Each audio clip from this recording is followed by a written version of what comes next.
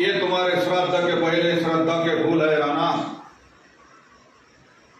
मुझे अफसोस है कि 24 घंटे में मुझे मारने की प्यास लिए ही तुम इस दुनिया से चले गए। अफसोस करने की जरूरत नहीं डीके। राणा ना प्यासे पैदा हुए थे और ना ही प्यासे मरेंगे डीके। ये तो हमारा पुतला है जिसके आगे तुम अपना रोना रो रहे थे, और ये वो चाल थी जो तुम्हें और तुम्हारे चूहों को दरवाजे से बाहर निकाल लाई। तुम्हारा पुतला यहाँ फूकने आ चुका है राणा, लेकिन तुम्हारा मुर्दा भी यही शमशान में जलेगा। अरे डीके, राणा को खत्म करने के लिए अभी तक इस दुनिया में कोई इंसान पैदा नहीं हुआ।